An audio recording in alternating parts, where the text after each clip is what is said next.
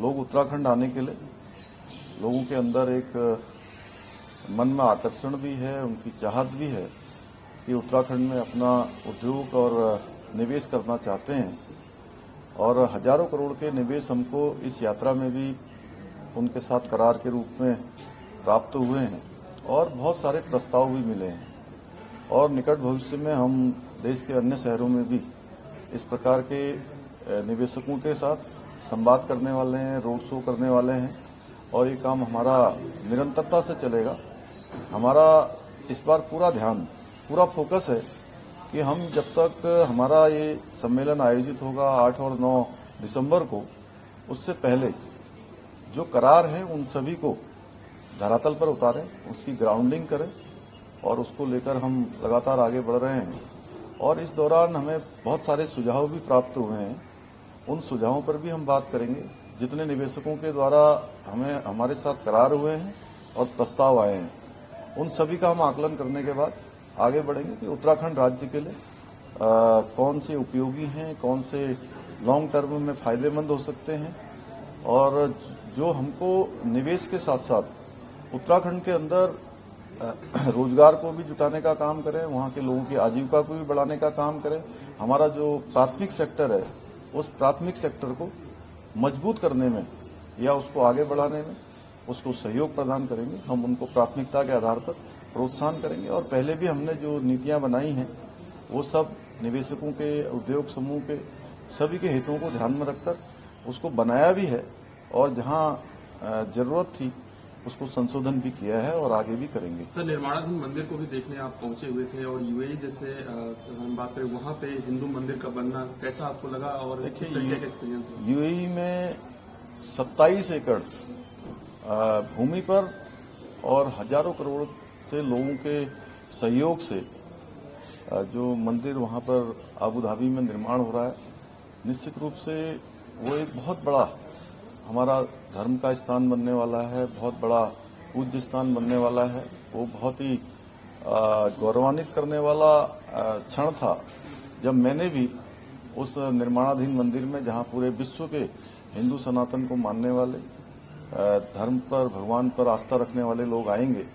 तो हमने भी छोटा सा योगदान एक शिला के रूप में वहां पर किया है। उस मंदिर को देखा है। जिस प्रकार से संयुक्त राज्य अमीरात के 7 राज्य हैं, उसी प्रकार से 7 शिखर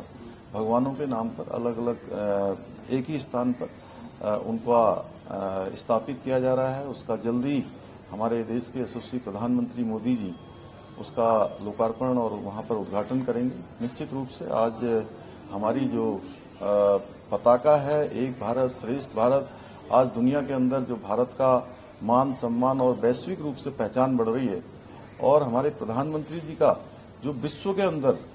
अनेकों देशों में जो उनकी स्वीकारता बढ़ी है और उसी का परिणाम है कि उस आबू धाबी में हिंदू मंदिर के निर्माण और उसके पहले दिन जब वहां पर उसका शिलान्यास हुआ था, तो यूएई सरकार के 3 मंत्रियों ने भी आकर वहां पर उसमें योगदान दिया है। निश्चित रूप से आदरणीय प्रधानमंत्री जी का भी इसमें बहुत बड़ा योगदान है कि उनकी प्रेरणा से विदेश की धरती पर इतना भव्य और दिव्य मंदिर का निर्माण हो रहा है। सर, एक लास्ट सवाल है, पॉलिटिकल है कि अखिलेश यादव आजम को सजा सुनाई गई। अखिलेश यादव कह रहे मुसलमान होने की वजह से वो सजा भुगत रहे। देखिए, हमारे देश के अंदर जो लोग न्याय व्यवस्था पर विश्वास रखते हैं उनको कभी भी इस प्रकार की बात नहीं करनी चाहिए, क्योंकि देश के अंदर अब तुष्टीकरण नहीं होता है।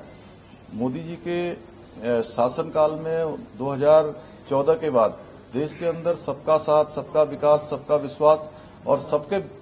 प्रयास के आधार पर काम हो रहा है। अब तुष्टीकरण नहीं बल्कि संतुष्टीकरण पर काम हो रहा है। सर, एक सवाल और है, चुनाव है 5 राज्यों में और जैसा कि देख रहे जो आईएनडी गठबंधन बना है, वहाँ जो उनके प्रत्याशी उतारे जा रहे हैं, वहाँ अन्य विपक्षी दल भी, जो उनका सहयोगी दल कह सकते हैं, वो भी अपने कैंडिडेट उतार रहा है। ऐसे में क्या लग रहा है कि ये एक छवि देखने के लिए मिल रही है कि आईएनडी गठबंधन आगे चल पाएगा कि नहीं चल पाएगा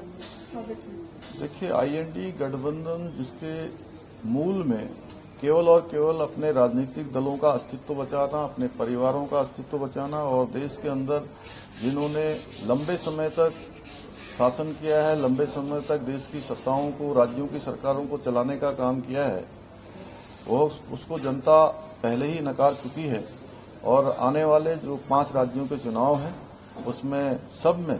भारतीय जनता पार्टी, और अब मैं विदेश की धरती से आकर कह सकता हूं कि डबल इंजन आज समय की भी मांग है, राज्यों की भी मांग है और देश की भी मांग है। इसलिए लोग डबल इंजन की सरकार चुनेंगे और दिल्ली में मोदी जी के नेतृत्व में सरकार चल रही है, आगे भी चलनी है, इसलिए राज्यों की सरकार भी वही बनाएंगे। कल मोदी कैबिनेट में एक बड़ा अहम फैसला लिया गया है। जो रबी फसलें हैं उन पे 7% MSP कर दिया गया। उत्तराखंड वासी को कितना लाभ इससे मिलेगा? देखिए, मोदी जी के हर फैसले में देश के जन जन का कहीं न कहीं उनके लिए उसमें सोचा जाता है और समाज में अंतिम छोर में खड़े हुए व्यक्ति को इन योजनाओं का लाभ मिले और इस योजना का भी लाभ निश्चित रूप से देश के और उत्तराखंड के सभी लोगों को